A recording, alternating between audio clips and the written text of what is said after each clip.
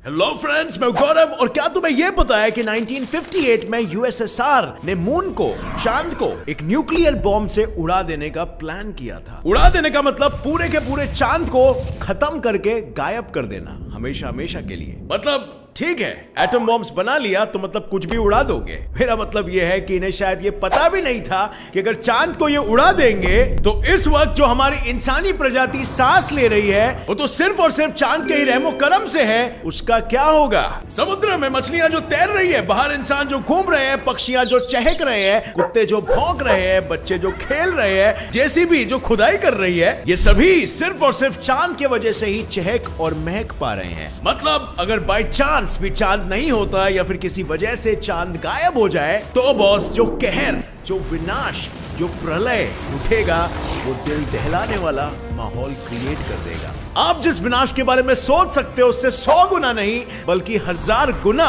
ज्यादा विनाश होना निश्चित है। और अगर बाय चांस अगर आपको इस बात की जरा सी भी भनक नहीं है तो मेरे साथ इस वीडियो को अंत तक देखना, क्योंकि मैं आपको आज के इस वीडियो में ऐसे प्रलय और विनाशकारी घटनाओं के बारे में बताऊंगा जिसके बारे में सुनकर तुम भगवान से बस सिर्फ यही प्रार्थना करोगे कि भगवान कुछ भी हो, चाहे 10 एटम बॉम्ब गिरा दो या एसिड की बारिश ही करवा लो, लेकिन चांद को अपने जगह से हिलने भी मत देना। So friends, चलो अब डालते हैं नजर यूएसए के पहले बताए गए कारनामे पर। अमेरिका ने सिर्फ और सिर्फ एटम बॉम्ब की मदद से पूरे के पूरे चांद को उड़ा देने का प्लान किया था, पर एक प्रैक्टिकल लेवल पर क्या एक न्यूक्लियर बॉम्ब से इतने बड़े चांद को फोड़ पाना पॉसिबल है? वेल, इम्पॉसिबल तो नहीं, बट ये चीज पॉसिबल होना ही नामुमकिन के बराबर है। टेंशन नॉट, मैं इजी करके तुम्हें समझाता हूँ। देखो, मून का डायमीटर ही 3474 किलोमीटर है और अब तुम ही सोचो कितना बड़ा है ये। और अगर हम अब तक का सबसे स्ट्रॉन्गेस्ट एटम बॉम्ब दी जार बॉम्बा जो रशिया ने बनाया था उससे भी चांद को तहस नहस करने का प्लान भी करे तो हमें एक नहीं, दो नहीं, 10 नहीं बल्कि 600 बिलियन जार बॉम्बार्स की जरूरत पड़ेगी, वरना हम मून का बाल तक बाका भी नहीं कर पाएंगे। 1 या 2 या इवन 1000 न्यूक्लियर बॉम्ब फोड़ने पर भी मून को घंटा भी कुछ फर्क नहीं पड़ने वाला है, क्योंकि मून का खुद का ग्रेविटेशनल फोर्स भले ही अर्थ से कम है लेकिन फिर भी उतना ज्यादा है कि भले उसमें क्रैक्स आ गए हो फिर भी वो उसके एक भी पार्ट को खुद से अलग नहीं होने देगा। उसका ग्रेविटेशनल फोर्स क्रैक्स की वजह से जुड़े हुए हर एक पार्ट को साथ में होल्ड करके रखेगा। मतलब चांद को फोड़ा जा सकता है पर उसमें बहुत ही मेहनत लगने वाली है। चलो हम नहीं फोड़ते हैं चांद को, बट व्हाट इफ चांद खुद ब खुद अपने आप फट जाए तो? और ये भी पॉसिबल हो सकता है कि नहीं? जिसने भी ये सोचा था उन्हें मैं ये बता दूं कि ऐसा नहीं हो सकता है। चांद खुद से नहीं फूट सकता क्योंकि चांद के अंदर तो कोई लावा ही मौजूद नहीं है जो फट के बाहर निकले या कोशिश करे या फिर चांद को ही फोड़ दे। वक्त के साथ साथ चांद के अंदर का सारा लावा खुद ब खुद जमकर पत्थर बन गया है। लेकिन एक मिनट, ऐसा भी तो हो सकता है ना कि चांद एक दोपहरी घूम रहा था और एक बड़ा सा एस्टेरॉइड आया और उस पर टूट पड़ा और एक धमाके में चांद विस्फोट हो गया।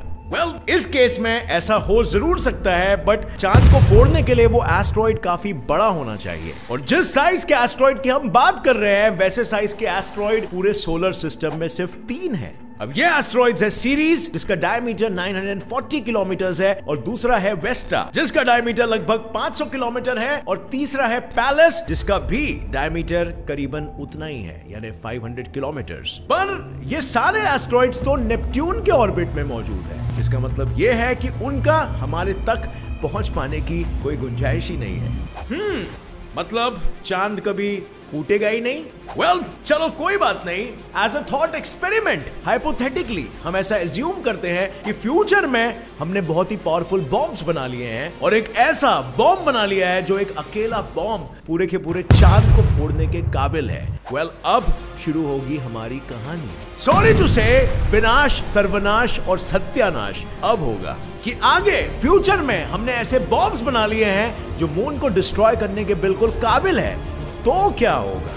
फ्रेंड्स, सारे एटम बॉम्ब्स के चांद पर गिरते ही जैसे चांद फटेगा तो जाहिर सी बात है चांद के सारे टुकड़े लाखों करोड़ों की तादाद में और कहीं नहीं जाएंगे बल्कि स्पेस में जो सबसे स्ट्रॉन्गेस्ट ग्रेविटेशनल इन्फ्लुएंस है उसके पास खुद ब खुद खींचे चले जाएंगे। और चांद पर सबसे स्ट्रॉन्गेस्ट ग्रेविटेशनल इन्फ्लुएंस किसका है? हमारे पृथ्वी का। और इसीलिए वो सारे टुकड़े लाखों करोड़ों की तादाद पे पृथ्वी पर बरस पड़ेंगे, जिसे हम मीटियोर शावर के रूप में देखेंगे। पर बात तो ये है ना कि ये कोई एस्ट्रॉइड या मीटियोर नहीं है, और इसीलिए हम इसे लूनर शावर कहेंगे। और इसका हाशर कोई मामूली सा या साधारण सा या क्यूट सा मीटियोर शावर की तरह नहीं होगा, बल्कि बहुत ही खतरनाक और विनाशकारी होगा, क्योंकि ऊपर स्पेस से हजारों लाखों की तादाद में जलते हुए पत्थर आग में लिपटे हुए भारी स्पीड में हम पृथ्वी वासियों पर गिरेंगे, और इसी के साथ पृथ्वी पर मौजूद आधे से ज्यादा जीव यूं पलक झपकाते ही नष्ट हो जाएंगे, और दूसरे वो बचे होंगे उनका भी नाश बहुत ही नजदीक होगा, क्योंकि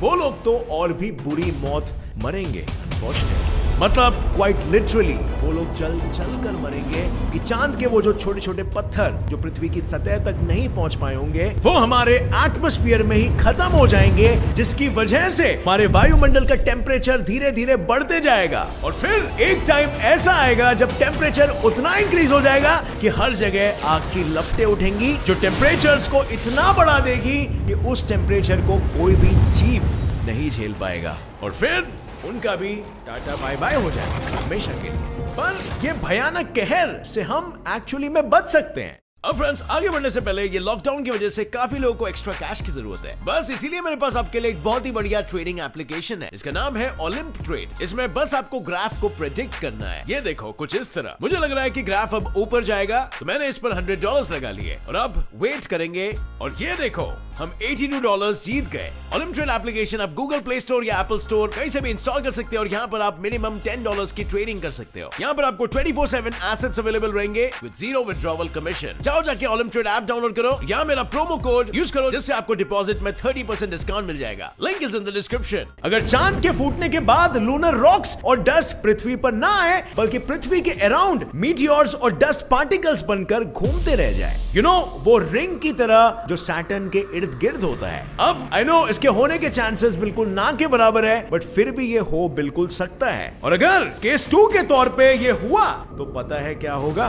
वेल, ज्यादा कुछ नहीं, बस पृथ्वी पे वापस से आएगी विनाश की एक और लहर। हाँ, seriously, and I mean quite literally, क्योंकि आज जो हमारे पृथ्वी में दिन का 24 घंटा होता है, वो सिर्फ और सिर्फ हमारे चांद के बदौलत है। मून का ग्रेविटेशनल पुल अर्थ के रोटेशनल स्पीड को कम कर रहा है, यानी कि घूमने की स्पीड को कम कर रहा है, और ये कोई मामूली सा स्पीड में डिक्रीज नहीं है, बल्कि 3 से 4 गुना ज्यादा कम कर रहा है स्पीड। मतलब अगर हम चांद को सीधा उड़ा दे, तो पृथ्वी की रोटेशनल स्पीड 3 से 4 गुना बढ़ जाएगी, और पृथ्वी में एक दिन 6 से 7 घंटे का होगा। एंड आई नो ये तो कोई विनाशकाय प्रलय नहीं हुआ, और इसीलिए मैं एक बार फिर से बोलता हूं कि अगर मून नहीं तो अर्थ की स्पीड इंक्रीज होगी 3 से 4 गुना। मतलब जो हवा चलेगी ना, वो 480 किलोमीटर्स पर आवर की स्पीड से चलेगी। और आज तक के सबसे खतरनाक हरिकेन्स के स्पीड के बारे में आपको पता है? 178 किलोमीटर्स पर आवर, जिसमें जो एरिया जो इफेक्ट हुआ था वो पूरी तरीके से तहस महस हो गया था। और फिर भी कहां 179 और कहां 480,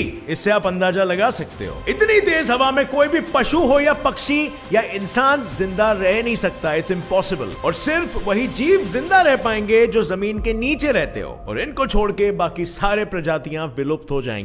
मतलब एक तरह से कह सकते हैं कि चांद के नष्ट होने के साथ साथ इंसानी प्रजाति का किसी भी तरीके से नष्ट होना निश्चित है। बट इस सिनेरियो में भी प्रलय तो अभी तक आया नहीं है, बल्कि आना बाकी है, क्योंकि जो ऊपर जो तूफान मचा है ना, वो रिंग वाला, ये तो बस सिर्फ एक शुरुआत है। अभी तक तो सिर्फ जमीन पे रहने वाले जानवरों और इंसानों का नाश हुआ है, पर पानी में रहने वाले जानवर तो बाकी है ना, है कि नहीं? वेल दोस्तों, उनका भी अंत नजदीक है। सफोकेशन की वजह से वो भी मारे जाएंगे बहुत जल्द। पानी में घुटन के मारे उनकी मौत होगी, क्योंकि उन्हें ऑक्सीजन नहीं मिलेगा। और कैसे? You may ask. Well, easy peasy way में मैं आपको समझाता हूँ। ये तो आप सभी ने सुना होगा कि मून के ग्रेविटेशन की वजह से समुद्र में लहरें उठती है, पर क्या तुम्हें यह पता है कि इन बड़ी बड़ी लहरों के वजह से आज सारे के सारे समुद्री जीव जिंदा हैं? आई एम श्योर नहीं पता होगा, तो मैं वो किस लिए? वेल, तो ये सुनो, हमें ये पता है कि वाटर और एयर के बीच में कंटिन्यूअसली ऑक्सीजन एक्सचेंज होता रहता है, और सिंपली कहे तो हवा से पानी में ऑक्सीजन मिल जाता है। पर ये तो सिर्फ सतह के पानी के साथ हो रहा है, नीचे गहरे वाले पानी में तो ऑक्सीजन नहीं जा रहा है। और इसी एग्जैक्ट वक्त काम आता है हमारे चांद का। चांद के ग्रेविटेशनल फोर्स की वजह से जब लहरें उठ के गिरती है, तब सतह पर मौजूद पानी नीचे गहराई में चले जाता है और नीचे वाला पानी ऊपर आ जाता है, और इसी की वजह से वाटर करंट्स बनते हैं, और ऐसा ये पूरे के पूरे समुद्र में होता है। और फिर ही समझ लो समुद्र में जितनी भी प्रजातियां हैं वो ऐसे करके जिंदा रह पाती है। पर अब आएगा ना कहानी में ट्विस्ट कि जब चांद को हमने फोड़ दिया है तो उसका ग्रेविटेशनल फोर्स होगा नहीं, मतलब लहरें उठेंगी नहीं, टाइड्स नहीं होंगे और ऑक्सीजन एक्सचेंज भी नहीं होगा। और फिर सीधी सी बात है, उस पानी के अंदर मौजूद जितने भी जीव जंतु है वो धीरे धीरे घुटन के मारे मरने लगेंगे। पर गौरव भाई, प्रलय तो आया नहीं, और प्रलय के बिना ही सारे प्रजातियां नष्ट हो गए, तो प्रलय की क्या जरूरत? बट ऐसा है नहीं, क्योंकि अब जो आने वाला है वो और भी खतरनाक होगा। जैसे कि हमें ये पता है कि हमारे पृथ्वी का रोटेशनल एक्सेस प्योरली वर्टिकल नहीं बल्कि हमारे धरती से 2.35 डिग्री टिल्टेड है, और अगर देखा जाए तो ये टिल्ट जरूरी भी है, क्योंकि इस टिल्ट के वजह से ही तो हमारे पृथ्वी में अलग अलग किस्म के मौसम हो पाते हैं। और ये टिल्टेड या कह सकते हैं टेढ़े पोजीशन को मेंटेन करके रखता है हमारा मून। हाँ, सही सुना, पर जानते नहीं हो कैसे? वेल, बताता हूँ। जब भी हम कोई स्फेरिकल बॉल को घुमाते हैं तब क्या होता है? पहले तो कुछ देर वो सीधा घूमेगा, पर वक्त के साथ साथ धीरे धीरे वो किसी भी एक साइड पे लुढ़कते जाएगा। और ये सेम चीज हो सकती है हमारे पृथ्वी के साथ भी। पर असल में होता ये है कि चांद के ग्रेविटेशनल फोर्स ने हमारे अर्थ को 23.5 डिग्रीज पे होल्ड करके रखा है, और वो पृथ्वी को ना लेफ्ट की ओर और ना ही राइट की ओर लुढ़कने देता है। यानी टेक्निकल भाषा में बोला जाए तो एक्सियल टिल्ट ना ही बढ़ने देता है और ना ही घटने देता है। बट अगर हम चांद को फोड़ देंगे तो हमारे इस एक्सियल टिल्ट को स्टेबलाइज करने के लिए कोई नहीं होगा। और फिर होगा ये कि सन के ग्रेविटेशनल फोर्स की वजह से हमारे पृथ्वी का एक्सियल टिल्ट और बढ़ जाएगा, यानी कि अब हमारी पृथ्वी और झुक जाएगी। और अब पृथ्वी किस साइड टिल्ट होगी, कितना टिल्ट होगी और कैसे गिरेगी, ये आइडिया लगाना थोड़ा सा मुश्किल है। बट ये बात तो बिल्कुल निश्चित हो जाएगी कि अब से पृथ्वी पे या तो ना कोई सीजन होगा या फिर सारे मौसम एकदम से एब्रप्टली चेंज होने लगेंगे। और इसके पीछे का रीजन ये है क्योंकि सन के अराउंड रिवॉल्व करते वक्त कभी हम सन से काफी नजदीक होंगे और कभी काफी दूर, और इस डिस्टेंस चेंज की वजह से सन के गुरुत्वाकर्षण का इफेक्ट भी हमारे पृथ्वी पे चेंज होते रहेगा। मतलब अगर अर्थ सन से नजदीक होगा तब उसका एक्सियल टिल्ट काफी ज्यादा होगा, और जब अर्थ सन से दूर होगा तब एक्सियल टिल्ट कम हो जाएगा। सिंपल सा लॉजिक है, और इसीलिए भाई पृथ्वी पे कौन सा मौसम आएगा कुछ भरोसा ही नहीं किया जा सकता। और जब अगर ज्यादा एक्सियल टिल्ट होगा तब हमारा पूरा का पूरा नॉर्थ पोल सन के सामने हमेशा के लिए एक्सपोज हो जाएगा। मतलब समझ रहे हो, वहां पर कभी भी रात ही नहीं होगी और हमारा पूरा का पूरा नॉर्थ पोल कुछ ही दिनों में पिघल जाएगा। और अगर जस्ट इमेजिन उतनी सारी बर्फ एक साथ पिघल गई तो बॉस सी लेवल तो असीमित रूप से बढ़ जाएगा। आ गया ना कहर। सारे कॉन्टिनेंट्स, सारे आइलैंड, सारे देश, सारे सिटीज, जितने भी जमीन इस पृथ्वी पे मौजूद है, सब कुछ इस गहरे पानी में समा जाएगा। और आज जो वो हमारी पृथ्वी स्पेस से ब्लू बॉल विथ लैंड नजर आती है, वो हमेशा के लिए सिर्फ और सिर्फ ब्लू बॉल बन के रह जाएगी। इतना कुछ विनाश के बाद भी कुछ और रह गया।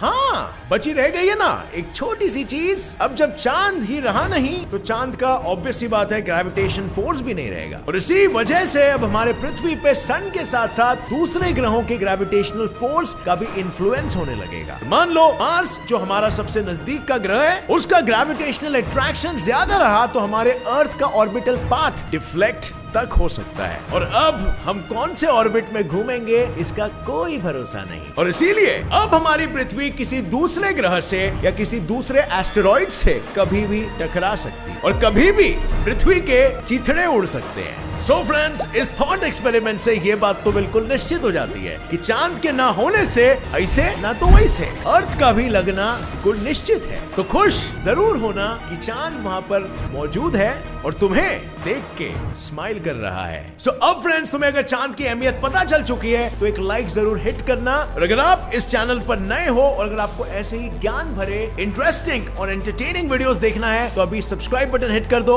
और बेल नोटिफिकेशन ऑन कर देना, ऑलवेज का ऑप्शन सिलेक्ट करके, और आगे आने वाली वीडियोस की अपडेट हमेशा आपको आती रहेगी। See you in another video friends, till then as always stay curious, keep learning and keep growing. जय हिंद।